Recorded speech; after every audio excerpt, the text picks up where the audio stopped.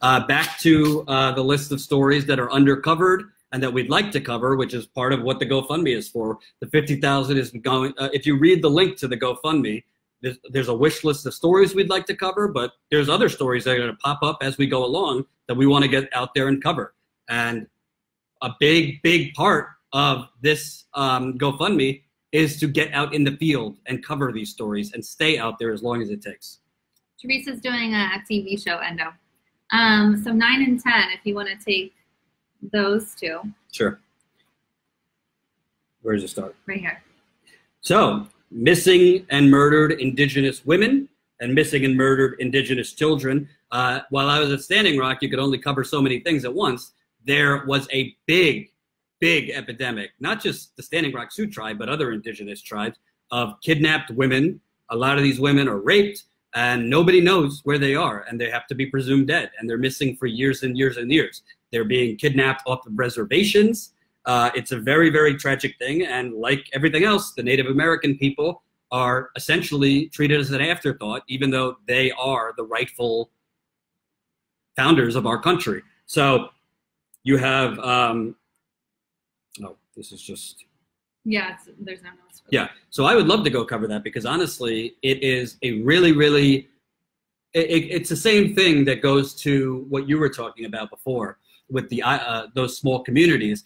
These people, Indigenous people, whether it's the pipeline threatening them or their own communities that they're being kidnapped from others, it's not getting any attention, and that's why it keeps happening because there's no cameras on it, there's no attention on it, and I mean, you're not talking a small amount of women that have been kidnapped. You're talking in the thousands all across America. Collins Tooley says, I stayed on a Native American reservation for a week. It's a huge problem, and they have to just accept it as normal life now. It's terrible. Yeah, so I would love to get out and cover that. I think it's it goes, you know, when I was at Standing Rock, it was very encouraging that the whole world gathered around Native Americans to fight the pipeline. But it's not just pipelines these Native Americans are facing. It's kidnapping, it's sexual assault, it is an epidemic of poverty brought on by the federal government. It's the dishonoring the treaties. One of the ideas I had for Status Quo when we get the funding is to actually do a reservation tour, to go to many different reservations. Obviously, you have to respect people's privacy. There are certain ceremonies they don't want you to videotape. And, you know, there's certain things that they don't want shown, and I respect that. But I would love to show you different reservations and the poverty, the racism they deal with. If you remember at the Young Turks, I did a little undercover video at a Walmart. I had hey, this is Jordan from Real American News. And that video did pretty well, but it was showing you how racist people just 45 minutes down the road are towards Native American people.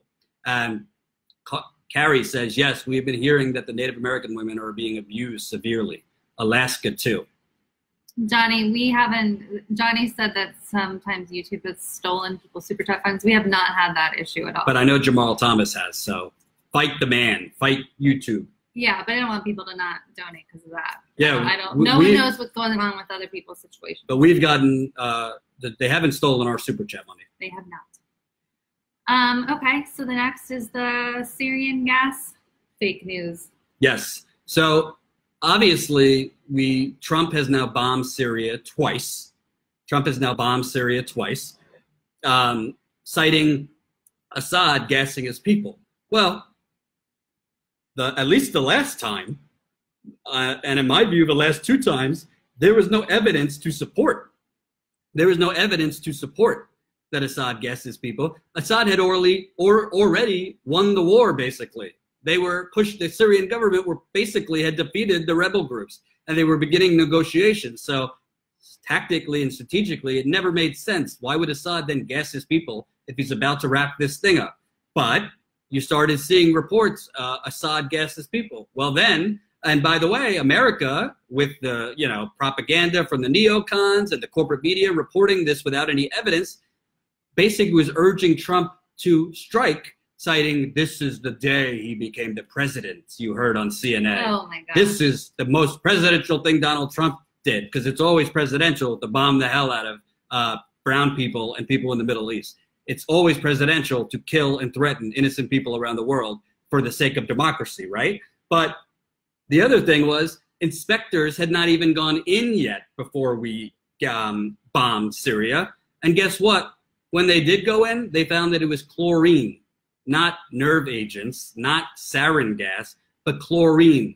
And it wasn't even, it was not clear who deployed the chlorine, because there's also the issue of the white helmets, which are funded by the State Department. Oh, you'll get a bunch of people come out and bash if you talk bad about the white helmets and their Emmy wins or Oscar wins or whatever they are.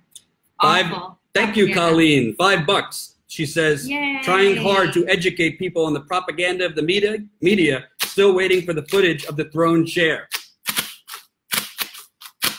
So am I. She's referring to the Nevada State Convention, where Debbie Wasserman Schultz went on live national television and pushed this BS theory that were pushed by Hillary Clinton's campaign and the media, that the Bernie Sanders delegates and all these people were tossing chairs in Nevada. I'm still waiting for the footage too, because that didn't happen. That was so, actually, fun little anecdote. My clip of someone else's clip got on the Maddow show, showing that there was no chair throwing.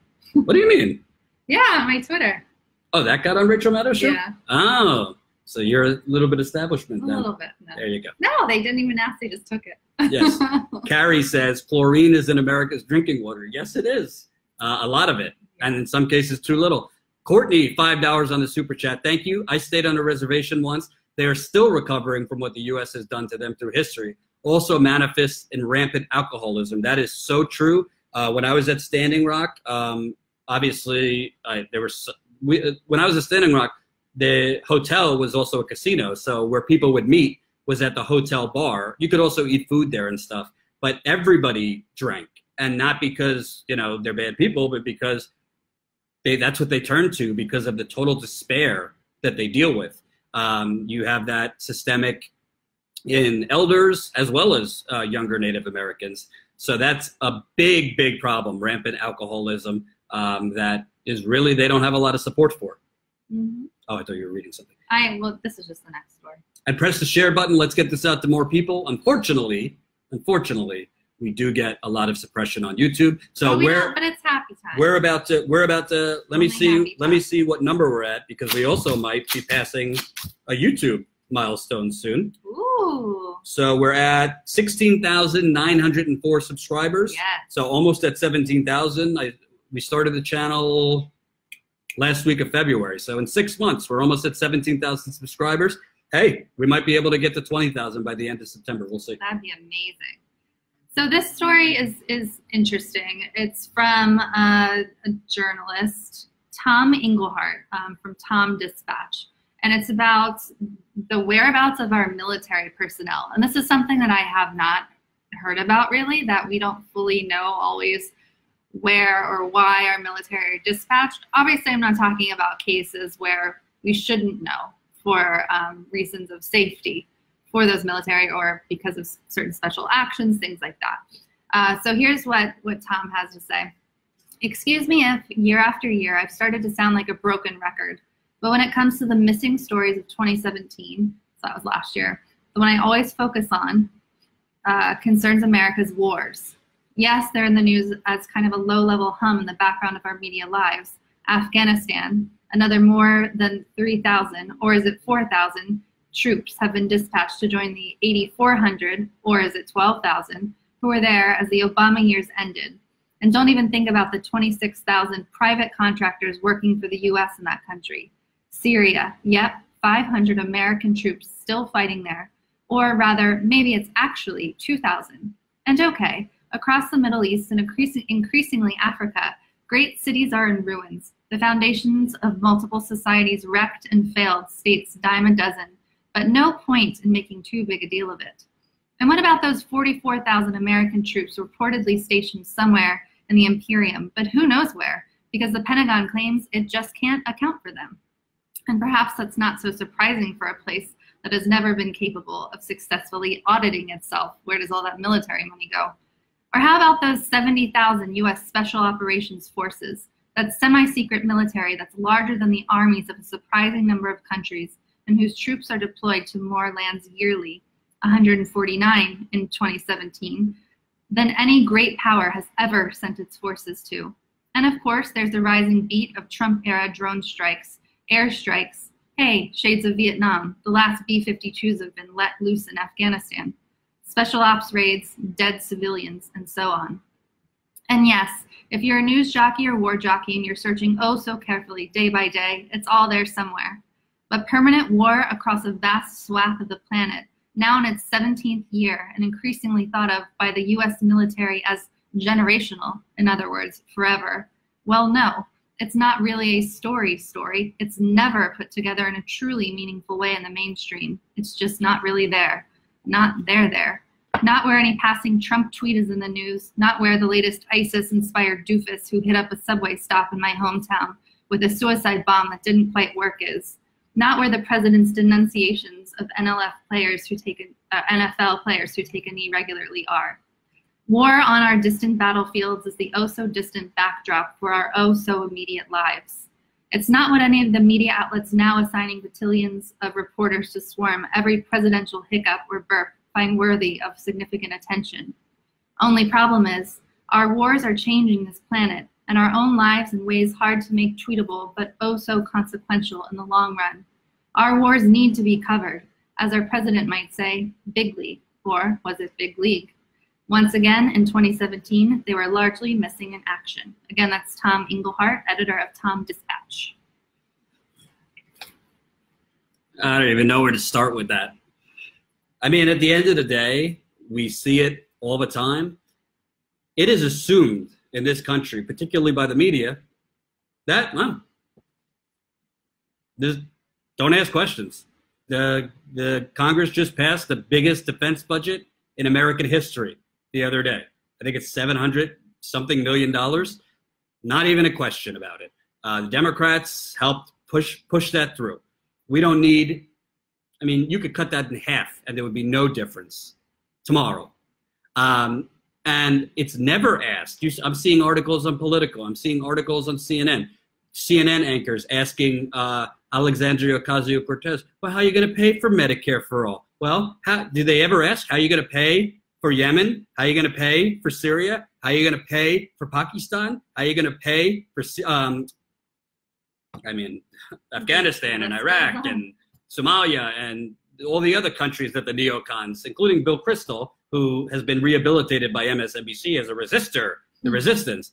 It's military, Johanna says it, military budget is grandfathered in. It's all good. Yeah, that's pretty much.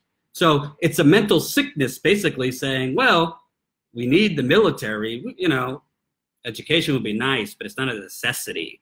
Healthcare would be nice, but it's not a necessity, right?